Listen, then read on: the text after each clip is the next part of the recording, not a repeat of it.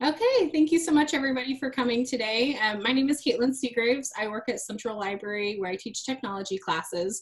Every week, Friday at noon, we've been running a tech talk on a different topic each week. Today I actually have one of my coworkers from our circulation department, Lauren Quigley.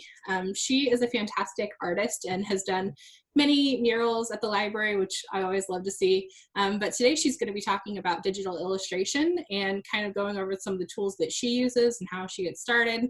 We're really excited to have her. I enjoyed this class last time she gave it, and I hope you all do too. So without further ado, I'll pass it off to Lauren.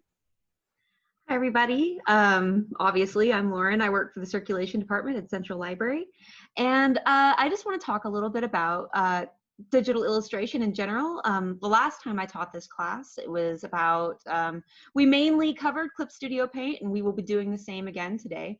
But before I began, I really wanted to illustrate here, before anything else, that while you may not have access to this program readily at home, well, we have it at the library and we can't access those materials right now, there are plenty of other programs online that are free, downloadable for mobile, and I will have a list at the end of my slideshow. And we'll present those again if you need them. But they're all very much the same. They utilize the very same sort of interface, rather, layers. They all look the same. While they may have different functions, it's all very user-friendly, at least in my experience, I've found. It's very easy to jump into these programs and get started. But I wanted to kind of talk a little bit about Clip Studio Paint's workstation, and I was going to show you how I set up for any kind of, just a basic illustration, really. We're not going to get too terribly complex. So we're really going to be covering Clip Studio Paint for Mac and Windows. And let's go ahead. And so this is our shortcut refresher. And I really think anytime that you go into any of these programs, it's really important to research what the shortcuts are. And with Clip Studio, it's amazing that you can, and with most programs, I find that you can, but you can set your your shortcuts. So the ones that you really should, or at least in my experience, that are essential to really memorize would be your undo, your fit to screen, your scale up, your scale down, your move, your rotating canvas, and your clear. And any corresponding keys that go with it. So I'm pretty sure if you've been on the internet for any length of time, you've probably come across memes or jokes regarding illustration. And a lot of them that I've found do revolve around Control-Z, just your basic undo key. Fit to screen, usually Control-0 or Command-0. Scale up, space command or holding down the space bar. Scaling down is Option and space. Your move key, which is my favorite, would be the space bar, usually to convert your little cursor into a hand, and rotating the canvas, shift and space. Though with Clip Studio, as I will show you when we do pull up the program, that it's a lot easier. If you don't want to memorize these, there are other options to navigate your workspace. Okay. So as I was saying, you can actually set your own keyboard shortcuts if those were a bit too complex, because those are your basic ones. You could always customize it to where it fits you more readily. And I've even got images here to show you how. So your shortcut settings is in your window bar. It allows you to set a shortcut for some of the main menu items, tool, property items, and brush sizes, as well as tools and subtools. By selecting the file in your menu, Shortcut Settings opens the Shortcut Settings dialog box.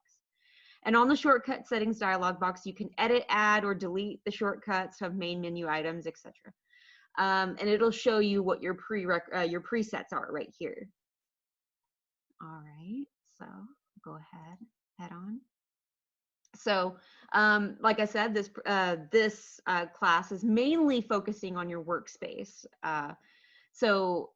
With Clip Studio, it's actually quite phenomenal. You can customize your workspace and load and save and delete certain workspaces. So it better suits your needs, and it has various preset workspaces. So let's say if you were going to do like a comic, like you wanted to do like a 4-panel comic, it actually has a preset workspace layout with all of the, you know, appropriate tools that you would need for that already loaded. So you wouldn't have to go through the painstaking process of actually locating all of these tools and, you know, trying to figure out how to maybe in other programs it's not so easy. You might actually have to finagle a way around bar tools. I mean, it's especially if you worked predominantly out of Paint for a while, you kind of have to be a little creative. And I know that that was my life for a long time before I actually invested in Clip Studio, previously Manga Studio. And it greatly increased my workflow. But like I said before, like there are plenty of other workspaces and you don't necessarily have to adhere to that. And I know many illustrators that upon opening these workspaces, move things around and customize it to where it makes them feel most comfortable. And right here, it shows you how you can actually register a workspace. Say you open a comic workspace and you change it, it actually will automatically save any of these changes. Though there is that to consider. If you accidentally move something or delete something, the program does actually save, and it's a whole process. So be very, very careful when trying to customize your workspace. So you can register your palette layout, shortcut settings, command bar layouts, and unit preferences as a workspace. Now, if you change a workspace that you have loaded, the changes will be automatically updated for that workspace. So just remember that, and it's in bold for a reason, because I have ruined entire workspaces because I forgot that aspect. So it'll select the window menu, workspace, reload, selected workspace name to restore the workspace to its registered status. Now you can restore these things, it's steps, you know, and I don't know about you, but I like things to be as easy as absolutely possible when I'm working on something, because the last thing you need is your work or your images interrupted because you accidentally moved something. So if you register a workspace with the same name as an existing workspace, the existing workspace will be overwritten. So that's what that means. So, and this is basically more of the same, your layout of your palettes. With Clip Studio, it's very intuitive. You can grab tabs, you can grab any of these illustrated here and move them anywhere. So if you're left-handed, you can move them over to the right and make and orient your canvas over to the left. It's so intuitive and very, very sensitive, and I quite like that about this program. As someone who loves Photoshop, it was one of those things that I always wish that Photoshop would have been a little easier with moving things around. So your layout of your palette, select the Windows menu, Workspace, Register Workspace, open the Register Workspace dialog box to name the workspace. It's just more of customizing all of your own stuff. It's actually quite easy. It's not scary, at least in my experience. The workspace is registered. I can be a little disorganized at times, but thankfully, Clip Studio has made it very easy, or at least easier, to search for these workspaces if you accidentally misplace something or you don't know. Another thing with this program is you can download free brushes from the marketplace. It does have a cloud. It does have a cloud storage, and you can access Clip Studio's vast marketplace where artists can create brushes and upload them for free or for a fee. And you can download these brushes and utilize them in your program. And it's very, very easy. It's very, very intuitive, and it's quite, I try not to use the word easy, but it comes up in my vernacular a lot. But it's quite, it's less difficult than it could be to add these to your workspace. So select the Windows menu, Workspace, search for Workspace. To open Clip Studio's assets to see a list of Workspace materials, you can download these materials and use them in your Clip Studio Paint. So it's very much the same as I said. And this is managing your workspace. Oops, I'm just gonna move this over here, actually. Makes that a lot easier for me to see. So it'll store these all in a list, and you can select them at your leisure. So managing your workspace, select the Windows menu, Workspace, manage your workspace to open the Workspace Management dialog box. Let's see, in the dialog box, you can rename and delete registered workspaces. So if you accidentally say you've got 2 workspaces and one of them was your initial one that you wanted to work with, and then you decide that you're going to create one that's better, you can actually delete your prior one and save that one. Let's see, commits a set of content to close dialog box, cancels the content and closes the dialog box. So it's all pretty self-explanatory. Let's see, and which is great. I was actually really excited about this slide. If you buy a new computer, as I've just recently done, it makes this program makes it very, very easy to import your settings from another workspace. So I've just recently had to go through all of this. So you can import your shortcut settings, your command bar layout, your preferences, your brushes. It's very, very, very just it was a godsend. It made everything so much less stressful. Very much in the same vein, select the Windows menu, Workspace, Workspace import settings to choose which items you would like to load. So you don't have to actually load everything, just the things you want, which is great. And you don't have to have 4 or 5 flash drives to move everything over, because I acclimate brushes constantly. I'm always in the Workspace cloud finding new things I want to try out for Clip Studio, and it gets a little crowded. This allows you to set set the items to be applied when loading a workspace. Multiple items can be set. Always check when loading workspaces. Very important to note, when turned on, the Workspace Import Settings dialog box is shown when loading a workspace. You can always set the items to import. When turned off, the settings configured here are applied when a workspace is loaded. So, let's see. This box right here, make sure that's checked if you're having to import things to a new computer. Otherwise, it can kind of ghost over certain items that you would perhaps want actually to be imported with everything else. Let's see. And just reloading your workspace. Let's see, select the Windows menu, Workspace, reload Workspace. In the dialog box that appears, choose any settings that you want to load in addition to the palette layout, then click OK. The workspace is loaded as set in the dialog box.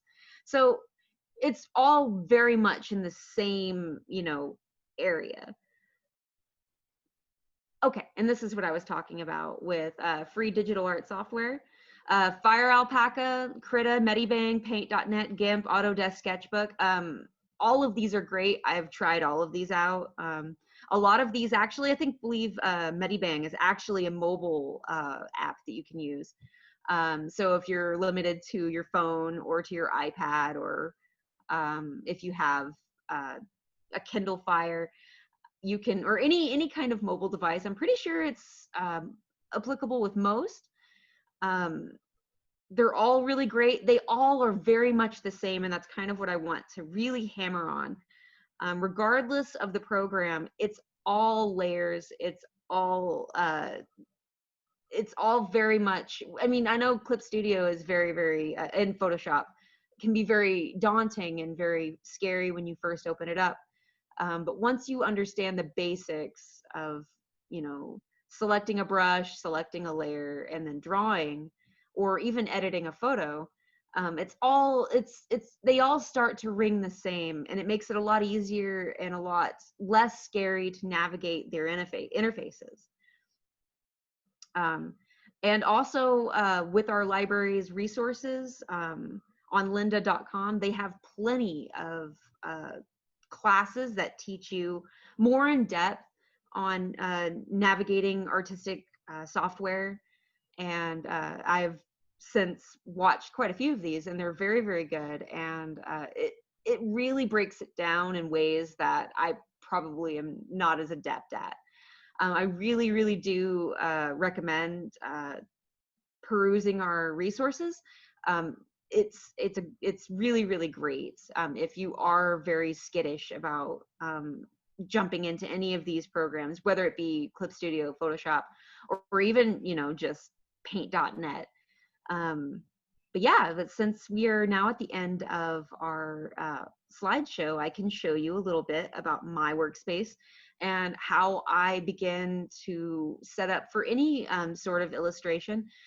Go ahead and new share. And let me pull up Clip Studio. All right. So when you open up Clip Studio for the first time, this is what it looks like. It's pretty basic. This is just your run-of-the-mill basic layout. This is nothing too terrible. I figured I'd go ahead and start very simple with this. So when I'm starting illustration, I usually come over here to File and click New. And it'll bring up a dialog box with New. And this is here, right here, you can actually decide what sort of project you're going to be working on. And you don't even have to start with Workspaces. So if you just wanted to mess around, just to see what this program was capable of at its basic level, surface level, it has comic panels. You can, and it'll actually give you more options if you wanted to do a comic, show all your comic settings, or an animation. You can actually animate in this program. I've seen people do amazing things in Clip Studio. It is actually really phenomenal. But let's just, for our sake, let's just go ahead and start simple. So a basic illustration would be this guy right here, this little orange block. And I believe even if you're on a Mac, it looks pretty much the same. So you can come down here to your custom sizes, and it'll give you quite the array of canvas sizes. I like to work rather big unless a customer tells me that they need something a specific size. If I was just going to come on here and start sketching, which I'm going to, I usually start a bit big. When I was taught how to, when I was in art school, and I say art school, when I was taking figure drawing, we usually started on rather big canvases. So I've gotten into the habit of working big and refining my sketches and making them smaller as I go along. So you can, and these are great. All of these are good presets, 800 by 600, and it gets larger as you go along. And this is more for comic, for comic styles. So, but let's just go ahead and 2000 by 1000. Okay, that sounds all right. We'll just go ahead and do that. And you can even choose your resolution from 72 DPI. All of these are great. If your customer has a certain resolution preference that they want for an image, Clip Studio has made it very easy. You can do your presets, or you can come here and type in a if they have a certain DPI they want, you could type it in. And let's see, you can work from color. Let's say if you wanted to work in gray or monochrome, you can actually pre-select that, and it'll actually make it to where you can't add color. So if you wanted to work specifically in gray or monochrome, it's really, really great. But for this, let's just work in color. I like to work with colors. And we'll just hit okay. So I've selected a sort of mauve kind of backdrop. You don't have to, but I like to work with sometimes a tinted background. It's very reminiscent of newsprint. And we'll come over here to our left-hand side and look at our toolbar. And like I was saying earlier, you can grab this toolbar, pick it up and drop it wherever you want. If you like your toolbar to just sort of float there, you can do that. If you wanted to put this toolbar over here, you can just by clicking and dragging. But I like my toolbar over here, so we're gonna keep it just over here. And it completely can change the orientation of your layout. And with me, I actually quite like it like this. It makes it a lot easier to, at least for me, to access all the tools that I need. So right here, you have your color bars, your color wheel. They give you an array of swatches that you can pick from. And if you don't necessarily like this layout, they come with plenty of they've got dark gray, they've got light gray, pale tones, Copics, which is one of my favorites. If you've ever worked with Copic markers, they'll give you a basic set of like Copic-like colors. I think most programs come with at least a set similar to this. They may not call it that, but it's similar. So we have cool gray Copic, toner gray Copic. I think I actually have toner gray Copic in there twice. Let's go ahead and let's work with some cool grays. Or no, we'll go with 358. Okay, so you've got your colors here, and right here actually is your like your pens. So you'll have your pencil tool, and it'll pull up right here actually if you've got the pencil selected. Different kinds of pencils, and this is what I was saying. It brings me back to my point from earlier that you can actually go on the cloud, the marketplace, and download different pencil sets that actually don't come with Clip Studio Basic. And most of them are 100% free and great user content. It's really, really wonderful. So I've downloaded a few custom pens, but for the sake of this, I'm going to use the ones that come with Clip Studio. And we get a darker pencil, lighter pencil, mechanical, colored, rough. That's actually a download. But let's see, we'll go with darker. And I'll show you just how they resemble actual pencils. And let's zoom us in a little bit. And we'll just draw something basic. Make sure we've got our, and I'll go over actually.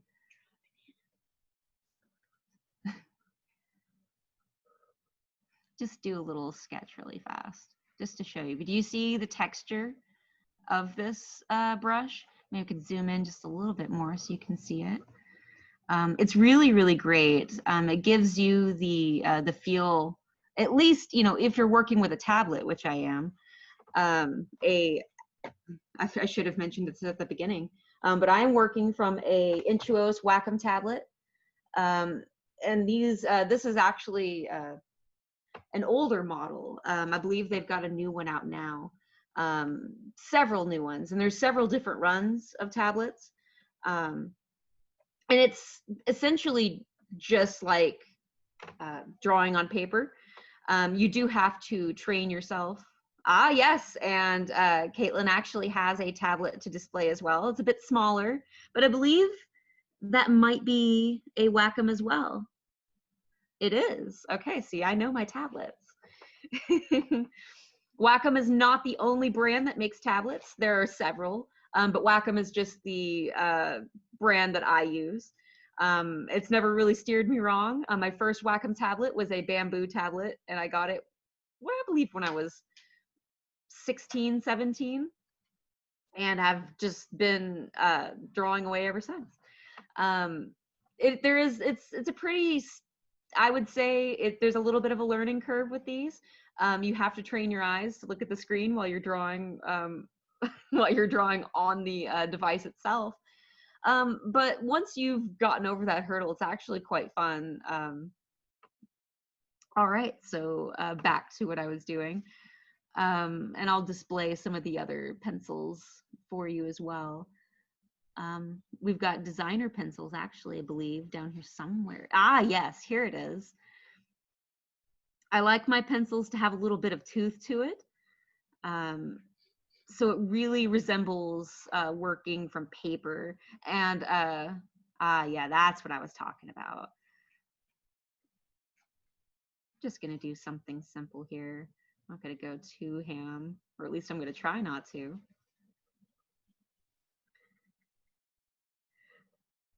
But it's really great. See that?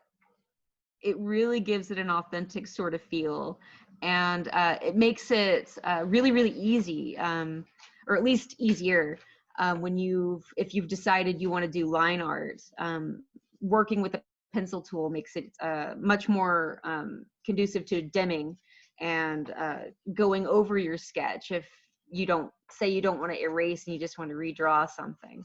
In my experience, it's a lot easier to just dim something on another layer and go over it with another harder, darker pencil, bolder. And that way I don't have to erase as much. But that's just a lazy preference for me. I don't know if everybody is the same. I have a friend of mine who's very, very adamant about just making sure her sketches are absolutely perfect. And I just can't. That's too much effort for me. All right. Get ourselves some eyebrows going in here. And I'll show you what I mean by dimming layers. If we've got enough time, I'll show you what I'm talking about. And I think we do. We're actually running ahead a little bit. So I tend to work very roughly. And that's, I find, it helps with anxiety with me. The thing with these is that you don't have to be perfect, and nothing is, obviously, but it makes making mistakes very, very easy to go back with. Say if I was working on a mouth, or working on a chin and I accidentally mess it up, and you don't want to erase something, or you're working on doing line art and you've got it perfect, and you accidentally, your cat walks across your keyboard, or you accidentally flub a line. You could just utilize one of those control shortcuts that I was telling you about, Control Z, and undo your last mistake just like that. And that's why it's very, very important to set your keyboard shortcuts. If Control Z or any of the others that I listed at the beginning of our class was just too much to remember, or it's just not, it doesn't work so well for you, it's easy to set them. Also, if you don't want to do that, if you're more of a kinesthetic person and you really just would rather click a button and do it, let me see. There is up here on the toolbar, as I've got selected, right here is the undo button. So yeah, your keyboard shortcuts are good, but just know that the program also has physical buttons from you to work from. So you don't have to memorize these things. It just makes things easier. And as I've said, I tend to, if it makes things easier for me, then I'm all for it. And you can also, it has a redo button. So if you accidentally undo too many of your flubs, and you say you accidentally, you're drawing a mouth, let's just draw a weird kind of mouth for this guy, and you like that mouth and you accidentally undo it, or you undo too many times, you can hit that redo button and it's right back where it is, or where it's supposed to be. And I'll go over a few more of these as we go along. But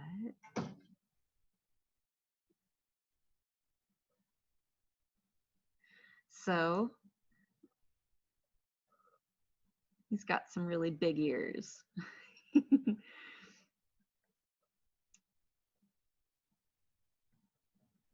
Okay. And let's give him some hair. We just give him some Backstreet Boy kind of hair.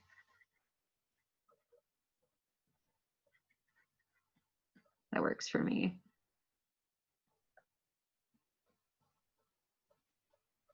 All right, well, let's try out some other tools because I think we've done the most damage we can with pencils.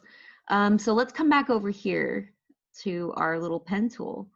And like I said, this could look different depending on how you have your workspace laid out. I tend to keep mine pretty general because I'm pretty basic when it comes to working with just an illustration. So we've got our markers, our pencils, our brushes, our airbrush, and then you have effects over here as well. Like if you wanted to add some pizzazz to an art piece that you're working on and you don't want to draw 20 million stars, and I don't know about you, as I've said constantly, I'm all about making things easier on myself. And with like brushes, you can download pre-made effects, and it's great.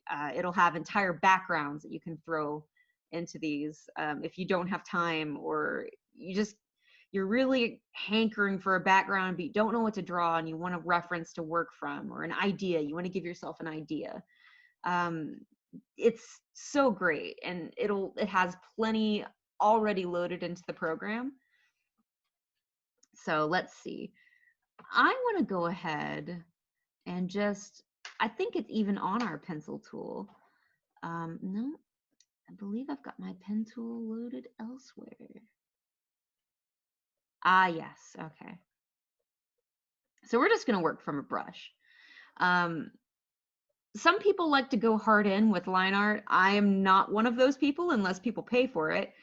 I tend to go with more of a painterly style. My line art's actually quite a bit rough. I use pencils to do my line art, and the stuff that I do that is more self-indulgent, because I feel like it feels more organic. And if I do more of an ink sort of thing, I use India ink or things like that that are a little bit more forgiving.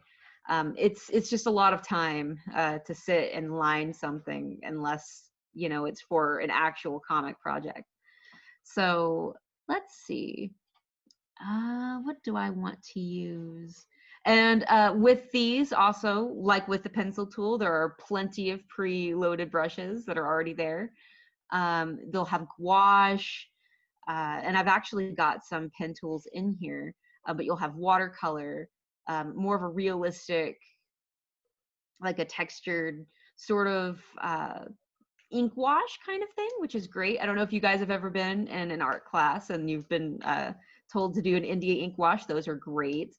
I have mine a bit wonky laid out, but and that'll give you an India ink preset, and it'll have like a light running ink, dark bleed, a rough or a smooth. It's really, really, really cool. Or a feathered texture or distortion. I believe some of these are ink splatter. Oh, an oil bristle. Those are great. Let me see. What do I want to use though? I think we'll go with something just rather. We'll do rough because that's my style. So over here on your right-hand side, or at least my right-hand side, it could be your left hand, however you orient your workspace. You should see with these basic illustration layouts, it'll have your layer panel. And I've got mine oriented to the top, is that's how I like to, it's very important to keep an eye on these things. Because if anybody here does illustrate or work from digital canvases like this, you'll know sort of an ongoing joke with most illustrators that drawing on the same layer as your sketch, unless that's what you're trying to do, is kind of the joke of the day. Everybody's done it.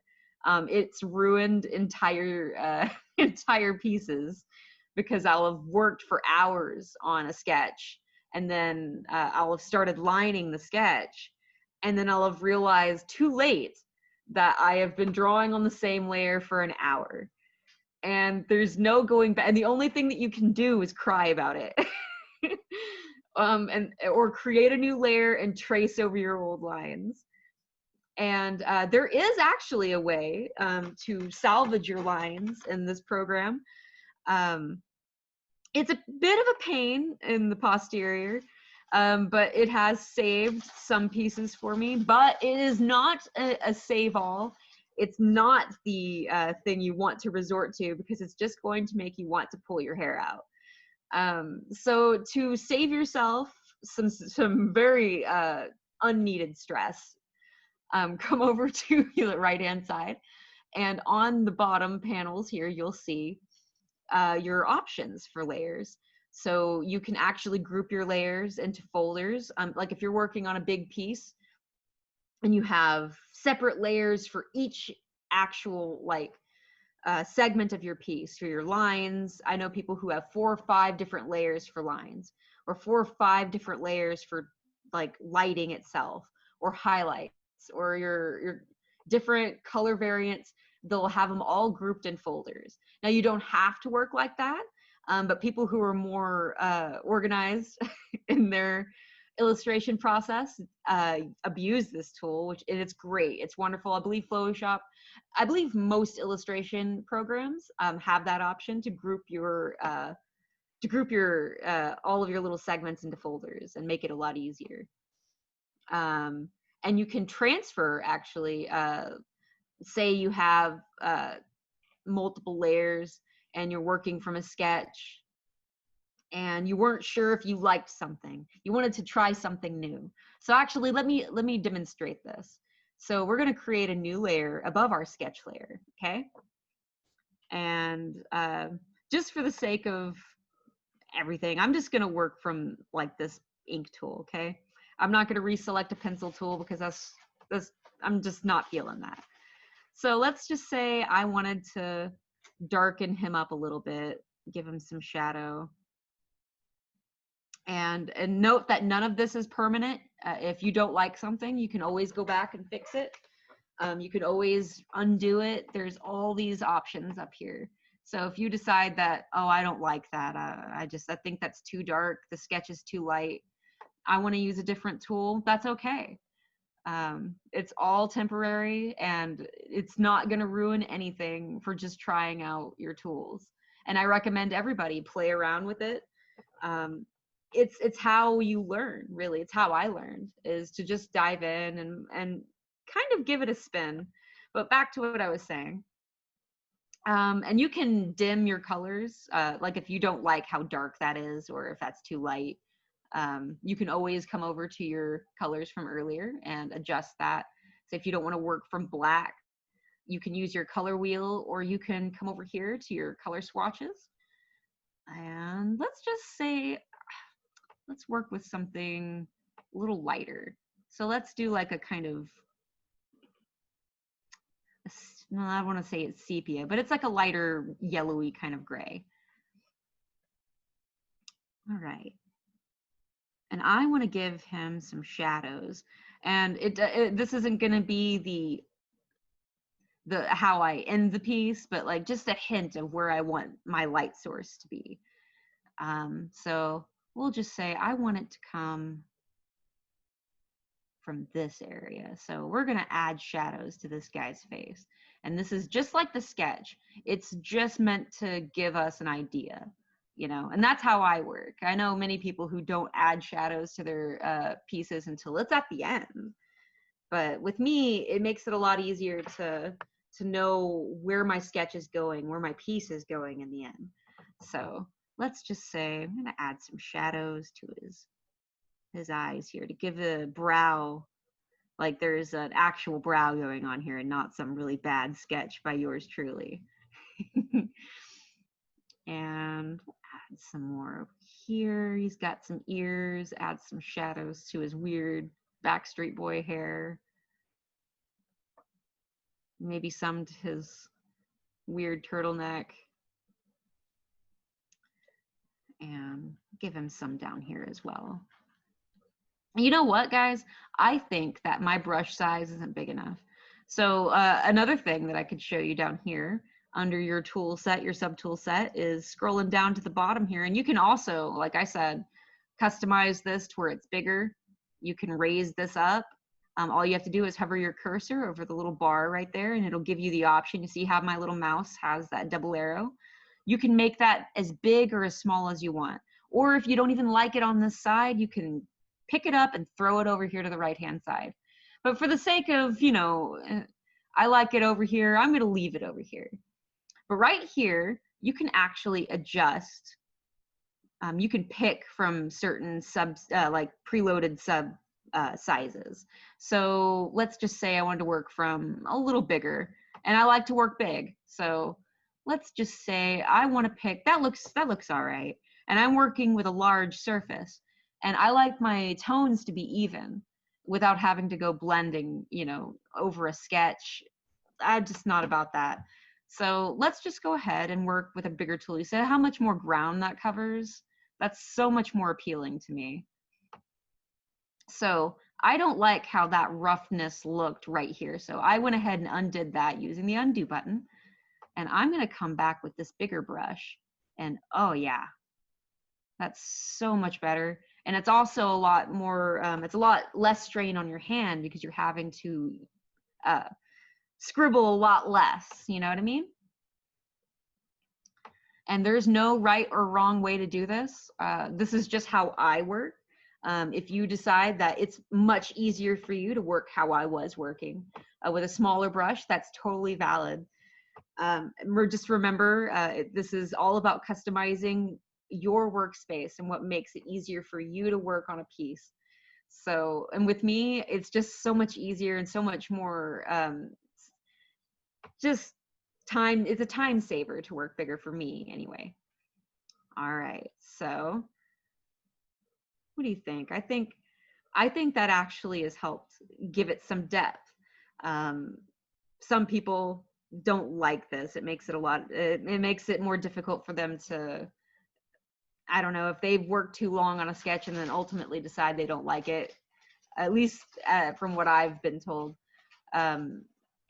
adding shadows like this just isn't conducive to their work, but that's okay. Let's add some under his nose, maybe on the bridge of his nose, on his forehead a little bit. And since I've got that bigger brush, I can add the hint of where cheekbones might be. And let's just say I wanted to highlight or add some shadows to his eyes. I can zoom in. And the way I'm zooming in right now is just scrolling up on my mouse. And Clip Studio will automatically assume that you're trying to zoom in. But if you don't want to do that, there are other ways to zoom on here. Let me see. I believe it's down here, actually. Ah, yes, because I have my animation timeline right here. But do you see these little widgets right here? Right here, you have your zoom. So if you don't want to use your mouse, you can just grab that little toolbar right there and move it back and forth. And it'll zoom in or zoom out however far you want. And the other one right here is the rotate canvas tool. So if you, like me, you like turning your paper, say if you're writing or if you're drawing, sometimes it's easier for you to angle a piece of paper if you're trying to draw a straight line. Because not everybody can do that. I live with a wizard who can do these things, and it fascinates me to watch her draw, because she could pull a line straight without tilting her canvas, and I wonder how on earth she manages to do that. But I am not that person, so I like to utilize this little guy right here, and it'll rotate your canvas. So let's rotate him a little bit and make it a little easier for me to draw at an angle, you know? So, and we can zoom on in, and I'm just going to use my mouse because that's what I like to use. And let's just say I want this brush to be a little smaller. You can go in and we'll just change the color too. So let's go back to working with a darker color. So let's go back to just black, right? Make sure over here to select the right, make sure your layer is still selected. And let's give some depth to his eyelashes because I like my drawings to have rather bold eyelashes. It's a little extreme. but we'll give him some big ol' anime eyes. Oh, maybe not that big.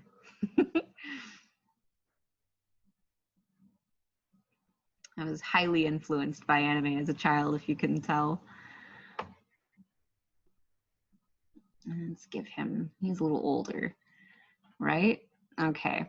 All right, so let's say we like that, right? Okay, this is looking all right, and I think I want to proceed with this. So back to our layers, if you want to transfer this and keep this with your sketch without, you know, accidentally moving it like I just did there, you can transfer it. So it'll give you an option to transfer to the lower level, a lower layer, and you can. And now it's all in the same layer. So it makes it so much easier to keep your sketch all in one little area. If you don't want to group them and there's not enough layers really to justify a folder, that's how I like to keep my sketch together. And actually, I believe, oops. You can actually name your layers. So that was just me impotently clicking around. So down here, if we're gonna focus in on our layers again, and I'm gonna harp on this because it's very important. If you're working on a piece that is quite large, it's really important to label or name your layers. Don't be like me and get 50 layers deep and then, or 100 layers, 200 layers. I think the most I've ever worked with was about maybe 150, 200. And you're trying to find, you've noticed that there is just a little bit of a on your piece, and you don't know where it came from. You know, there's a line, you don't know how it got there, and you have to scroll through all these layers to find your sketch layer, and you can't find it. It's really, really, really, really, really important to double click where it says layer 1 on your right hand side and just put sketch. And there you go. You've got yourself it named, and you can also change the colored, like you can highlight certain layers just to illustrate, like, oh, this is where my sketch is. Please don't delete this. And you can also lock the layer once you're done if you don't want anything, no changes, doctor. Like, I want to leave this as it is. You can lock your layer, and if you're working with another artist, say you're collaborating on something, that would tell that artist right there not to mess with that particular layer, and they wouldn't be able to.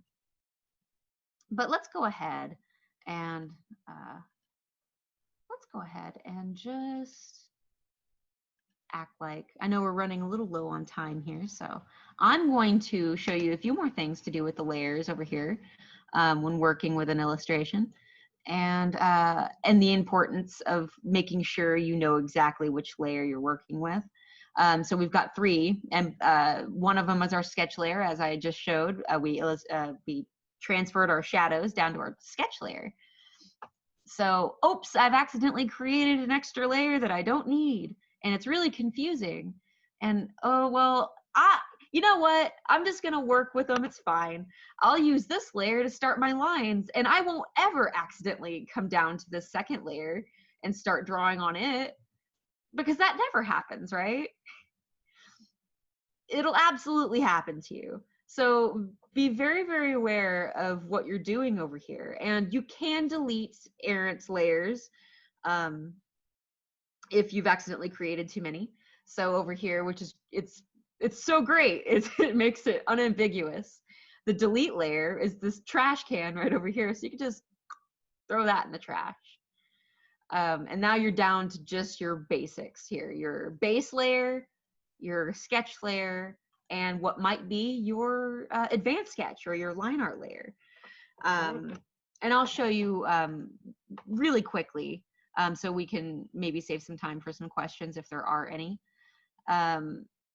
So over here on your layer panel, you're going to see your blending modes, which we won't be getting into today. But over here is your opacity. So say this is what you want to work with. This is the sketch. I'm going to work with this guy right here. I want to draw this Backstreet Boy. So you can lower the opacity of your sketch. It's like tracing paper. and you can dim it a little bit, so it makes it easier for you to draw over your sketch and make it better. So let's go ahead, and here's our layer, the new one that we just created. And we're gonna make sure that we've got that one selected. And just for the sake of not messing with this layer, let's go ahead and just lock this. So we can't change that layer anymore. So, and it'll make it actually a lot easier for you to know where your sketch is, because there's a big, huge padlock right there. You can't very well miss that if you're paying attention to your layers. So let's go ahead and select the top layer right here, the new one. And remember these little widgets down here? I don't want this sketch to be angled anymore, so I'm gonna orient it back to normal. Yeah, like that. So we're gonna zoom on in, and we're gonna come over here to our left-hand side, and we're gonna pick a new tool. So let's just say, let's go back to our pencil tool, because, you know, I like to work from my pencils. And let's just say I wanna go ahead and use that dark pencil that I was talking about earlier. It's a lot more refined, it's a lot bolder, so it's easier to pencil in details. But I'm not quite ready for line art yet, so I'm gonna sketch over my sketch. Okay, so, and I like to work a little big, so I'm gonna zoom in, and let's make sure, since we're so zoomed in, this seems like a bit big to get fine detail in. So let's choose a smaller brush. And like before, you can pick from these presets, or usually there is a panel above it that'll show you the properties of the tool that you're using. And it'll actually allow you to toggle your brush size manually if you don't want to use a preset. So let's just say, you know, you don't want to work with all these down here. You have a specific decimal point you want to work with. You can set that, or you can just drag the slider up and down, and it'll show you on this little panel right here how big we're talking. You know, this is 32 points. That's pretty big. So let's go with something a little bit more tiny. You know, let's go with a 3. So do you see the difference in that stroke as opposed to the roughness of the sketch tool from before? It makes it really, really, and if that's not dim or dark enough, you can come down here, unlock your sketch layer and make it more dim. And then lock it again, come back up here and start working. Let's just do a little bit. And I'll just show you. I love this tool. It's really great.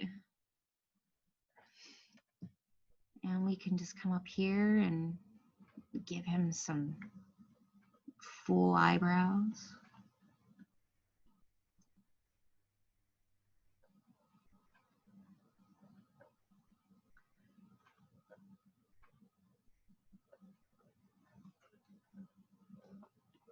And like I said, I like to do multiple sketches because sometimes I'll decide halfway through me going through a hard sketch that I don't like the way I've done something. And, you know, to have several different drafts, at least for me, makes things much easier for me to go back and change something entirely. Like if I don't like the way his nose looks, or if I don't like the way I've done the bridge of his nose, I want to make his nose a little bit bigger, or, you know, or I don't like the way his eye shape is, I want to change his eye shape. Or if I just don't like this whole, I want to change whatever. It's very, very, it's more forgiving, at least for me. And let's just give him, but it makes it more solid. And that way, you're not as afraid of, you know, hard details if you just remember, or at least as I say to myself, it's all very, very temporary, and nothing is set in stone, and it's so easy to go back and undo something. But that's about it, guys. That's about all we have time for anyway. I was gonna see if there were any questions about what I was talking about. And if not, I'd go ahead and let you all go. Yeah, I don't see any questions in the chat yet. I will say I will send out a recording to this talk to everybody and make sure to include Lauren's slides as well as some of the links to the resources you talked about earlier. Okay. If anybody does have questions, feel free to drop them in the chat. Lauren and I will be on for a few more minutes. Somebody's asking, will this be like a camp? So this is kind of a one-off workshop for today, but Lauren did mention some really great resources on lynda.com. Lynda is a site that has video tutorials that are made by professionals, and they go really in depth on how to use the software and how to kind of build your illustration skills up. I've taken several courses on there, like in Photoshop and video editing. And have found it to be really good work. And something I actually really like about them is they provide exercise files on there. So if you are working on something, they will let you download the file and work alongside with it. And as far as if you are looking to kind of improve some of your drawing skills, we also have a resource called Artist Works, where you can actually take a series of classes on drawing. I want to say it's about 14 hours of instruction. So I will make sure to include a link to that as well.